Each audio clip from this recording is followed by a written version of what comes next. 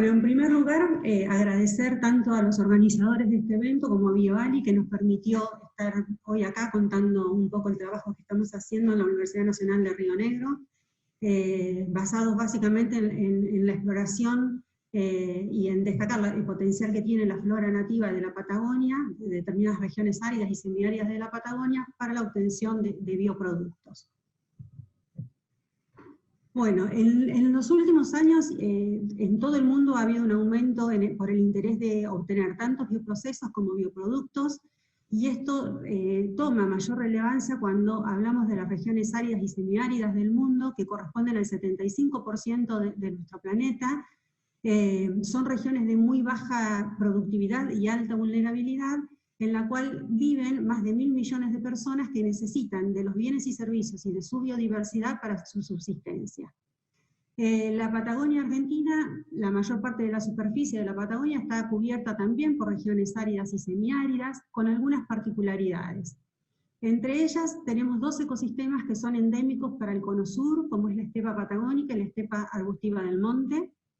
Tenemos además un centro, se considera un centro de alta diversidad vegetal, con muchos niveles de endemismos, y es un área, precisamente por formar parte de regiones áridas y semiáridas, un área de mucha vulnerabilidad y que ha sido considerada en el mundo como un área prioritaria de conservación. Esta región patagónica, así como las regiones áridas y semiáridas de todo el mundo, se esperan que aumenten en superficie producto del cambio climático global, pero además en los últimos años se ha visto un aumento, y el proceso parece que va a continuar, en la desertificación. Esto no solo compromete la soberanía alimentaria, sino también el bienestar de las comunidades que viven en estos territorios. En estas regiones áridas y semiáridas, como las de la Patagonia, las plantas, para poder sobrevivir, generan mecanismos de supervivencia o de resistencia a estas condiciones de estrés.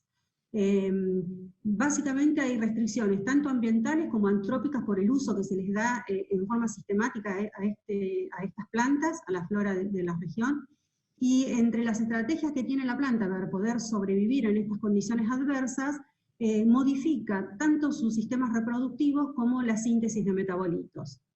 En cuanto a los sistemas reproductivos, por ejemplo, se sabe que el 85% de las especies de la Patagonia presentan algún tipo de dormición o de latencia en sus semillas, y en cuanto a la síntesis de metabolitos, hay trabajos que han demostrado que una misma especie ubicada en la región patagónica o en regiones húmedas, incluso cordillerana, presentan diferencias no solo de la composición total de los metabolitos evaluados, sino también de la actividad biológica asociada a estos.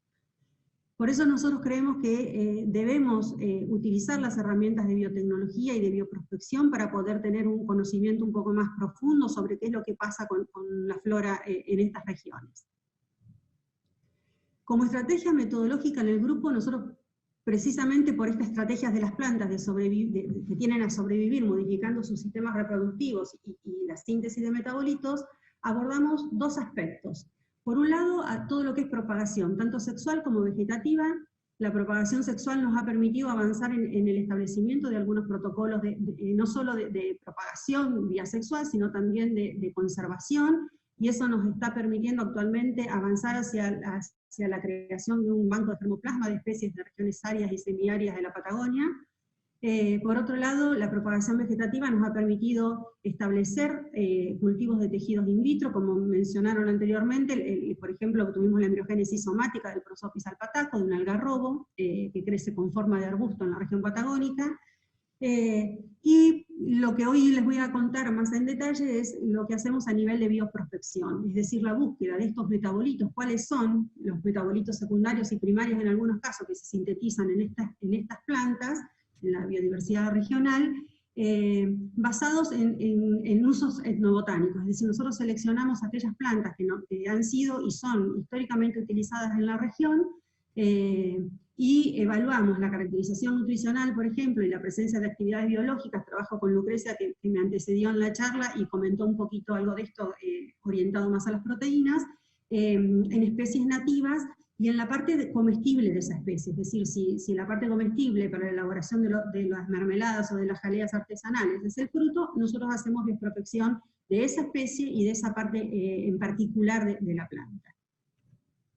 Bueno, entonces nosotros creemos que la biodiversidad regional hay que explorarla desde el punto de vista de conocer. Tenemos una gran diversidad específica y genética en la región, y eso ya ha sido comprobado. Nosotros vemos que gran parte de la flora patagónica se utiliza hoy en día en la elaboración de diferentes productos, incluso como dendroenergéticos, como tintorios, o incluso en la medicina o en productos alimenticios. Y sin embargo, un poco también lo comentó Lucre anteriormente, es muy poco el conocimiento que hay sobre cuáles son las características nutricionales que tienen estos productos que estamos consumiendo, estas especies, pero además tampoco sabemos si tienen beneficios o incluso si presentan toxicidad en el consumo. Entonces, esa diversidad específica nos presenta una fuente alternativa de explorar, de exploración de la biodiversidad local. Entonces, en esta región nosotros dijimos que desde el punto de vista de endemismo, si quisiéramos hablar desde la biodiversidad con los distintos niveles de organización que normalmente se establecen, desde el punto de vista ecosistémico, específico y genético, tenemos una biodiversidad que por lo menos merece ser estudiada. Es muy poco lo que se sabe, muy poco la gente que está trabajando en biodiversidad en estas regiones, pero nosotros creemos precisamente como la estrategia de la planta ante estas condiciones adversas es generar, una de las estrategias es generar la síntesis de metabolitos. Nosotros creemos que tenemos que ahondar y profundizar un poquito más el conocimiento sobre cuál es la diversidad química que tenemos presentes en esta región, en esta flora. Es decir, sabemos que ya no se cree más en esta linealidad de un gen de enzimas, que un gen sintetiza muchas enzimas, y hablaron incluso ayer de la diversidad de funciones que estas enzimas pueden cumplir. Bueno, de eso en la región patagónica, en estas regiones áridas y semiáridas, es muy poco el conocimiento que hay. Y para ello tenemos que valernos de la bioprospección. Entonces seleccionamos algunas especies que son representativas de la región patagónica. Una de ellas es el Prosopis alpataco, como les dije antes, es un algarrobo que crece con forma de arbusto, en la cual se elaboran, como la mayoría de los algarrobos, se utiliza la vaina completa en forma de harina y se elaboran muchos productos alimenticios con estas harinas. También tenemos el calafate, que antes lo mencionó también Lucrecia en su presentación, que es una berberidácea, y si bien se utiliza mucho en el mercado regional, en productos artesanales de la zona turística de la región patagónica, como es Bariloche, la realidad es que la distribución de esta especie llega hasta el centro de la región patagónica, donde las condiciones ya son áridas o semiáridas, y de hecho los resultados que nosotros tuvimos, que les voy a contar en breve, presentan algunas diferencias de los que han sido reportados para la otra región. También evaluamos el piquillín, que es un arbusto, una raminácea bien característica de lo que se considera el monte xerofítico patagónico, y Acantholippia serifioides, que es una de las pocas aromáticas que crecen en la región, es una verbenácea, se llama vulgarmente como tomillo del monte, y tiene la particularidad de que es tanto el uso que se ha hecho de esta especie que hoy se encuentra en peligro de extinción.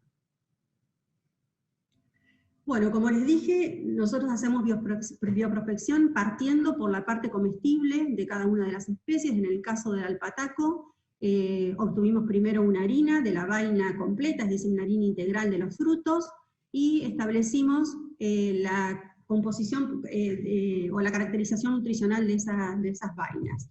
Vimos que genera un buen aporte de hidratos de carbono, de proteínas, de lípidos. Esto genera en conjunto un buen aporte calórico en el alimento, pero además tiene un aporte de un 25% de fibras naturales. Además quisimos conocer dentro de estos lípidos, de esta proporción lipídica, cuáles son los ácidos grasos que encontrábamos, y para nuestra sorpresa encontramos que en el perfil de ácidos grasos, los predominantes son los ácidos grasos insaturados, con una proporción 4:1 respecto de los saturados. Eso también está relacionado con ciertos beneficios para la salud, y encontramos también que en este perfil aparecen algunos ácidos grasos que son considerados esenciales, es decir, que no pueden ser biosintetizados si no se incorporan con el alimento. Por lo tanto, estos trabajos fueron publicados, cada uno de ellos tiene ahí su referencia por si les interesa ahondar un poquito más, pero bueno, por lo tanto, estos resultados de la composición nutricional La ausencia de antinutrientes, que también evaluamos y pudimos identificar, y el perfil de ácidos grasos, la presenta como un alimento bueno para la salud, que tiene propiedades funcionales y que puede ser utilizado tanto para consumo humano como para consumo animal. En cuanto al calafate, el calafate es un fruto. Lucre hoy les habló un poquito de lo que encontramos en la semilla, que es lo que se considera el descarte en los procesos de elaboración de productos regionales, pero es un fruto que es un berry, digamos, y todos los berries, ustedes sabrán que están asociados con no solo la cantidad de polifenoles que poseen, sino también la actividad antioxidante que está asociada a la cantidad de polifenoles. Por lo tanto, lo que hicimos también en este caso es evaluar la caracterización nutricional de este fruto en regiones áridas y semiáridas, y encontramos diferencias respecto de lo que había reportado para la zona andina, donde hay mayor humedad, y evaluamos también el contenido total de polifenoles, y además el perfil de polifenoles presentes. Como ven, están marcados ahí entre los no antocianos, la quercetina y el ácido cafeico como compuestos mayoritarios, habiendo otros que también tienen un gran aporte, como por ejemplo el ácido siríngico, y detectamos también 5 compuestos fenólicos de tipo antocianos, en el cual la delfinidina es uno de los principales, y también responde, los que predominan ahí, como por ejemplo la petunidina, también están relacionados directamente con el color que tiene este berry. Cuando nos observamos los valores que obtuvimos nosotros, tanto en la cuantificación total de polifenoles, como después en la actividad antioxidante, esta actividad la evaluamos en condiciones de laboratorio, in vitro, como les comentó también Lucre hoy, y eso me da cierta ventaja en mi presentación, y actividad antioxidante también en el modelo del pez cebra, en vivo. Con la fluorescencia que Lucre también les comentó, también vimos que hay un efecto protector de la pulpa de estos frutos en las membranas celulares del pez cebra, y si nos ponemos si consideramos los resultados que nosotros obtuvimos, tanto el valor de polifenoles, que supera los 1000 miligramos de ácido gálico cada 100 gramos de peso fresco de muestra, como la actividad antioxidante obtenida, que fue 4 veces superior a la que encontramos en el maqui. El maqui es un berry también, y que es una fruta que se considera y ha sido reportada como una superfruta precisamente por los niveles de antioxidantes que tiene. Entonces, nosotros cuadriplicamos o vimos que se cuadriplicaba esa cantidad o esa actividad antioxidante, pero además la cantidad de polifenoles entra en el rango para establecer que es una superfruta, en el rango de contenido total de polifenoles. En cuanto al piquillín, el piquillín es una especie nativa del monte, que es reconocido generalmente por los pueblos tradicionales como la golosina del monte. Cuando nosotros evaluamos la caracterización nutricional, confirmamos que realmente lo es, porque tiene un 74% de hidratos de carbono. Esto es cuando demuestra que es una verificación científica de los conocimientos o de los saberes populares. Decidimos evaluar también la actividad hemoglutinante. La actividad hemoglutinante se asocia básicamente a la presencia de lectinas. Las lectinas son proteínas que están asociadas con la tolerancia o la resistencia que tienen las especies vegetales. De hecho, por ejemplo, los niveles de lectinas van variando, y el tipo de lectina varían a medida que los frutos van madurando, porque los protege de los ataques fúngicos. Como estas lectinas tienen la capacidad de hemoglutinar los glóbulos rojos, se hace un ensayo de hemoglutinación y se evalúa la cantidad de lectinas presentes. El valor que nosotros obtuvimos en actividad hemoglutinante supera ampliamente lo que generalmente se reporta para otras especies en donde se busca particularmente lectinas como fuentes de lectinas. Las lectinas hace tiempo atrás eran consideradas antinutrientes. La realidad es que a medida que se avanzó con la investigación, se sabe hoy que están directamente relacionados, por ejemplo, con efectos antitumorales, por lo tanto recobra importancia desde el punto de vista de este biocompuesto. Como en los casos anteriores, establecimos también el contenido total de polifenoles. En este caso probamos 3 extractos diferentes, y también hicimos para estos 3 extractos el perfil de polifenoles que encontramos en cada uno. Como ven, si con el berberis antes dijimos que era una superfruta porque tenía un contenido de polifenoles de alrededor de 1000 y algo, que está ahora, por ejemplo, lo estamos viendo en el que menor tuvimos, que es el extracto metanólico. Si el otro era una superfruta, este tranquilamente también supera en cantidad de polifenoles a lo que vimos en berberis. También hicimos actividad antioxidante utilizando de vuelta el ABTS y DDPH como en técnicas de laboratorio in vitro, y evaluamos la actividad antioxidante en el modelo del pez cebra. En ambos casos vimos que hay, fíjense, en el caso, no siempre hay una linealidad entre el contenido total de polifenoles y lo que se expresa en actividad antioxidante. En este caso sí vimos que entre la acetona y el DMSO no había diferencias significativas en la actividad in vitro. Sí hay diferencias significativas en cuanto a la cuantificación de polifenoles totales, teniendo menos expresión o menos actividad el extracto metanólico, que fue además quien menos también tuvo contenido total de polifenoles. Bueno, y esto, obviamente el resultado o la sumatoria de estos resultados también entonces proponen a este piquillín, a esta especie, como una superfruta.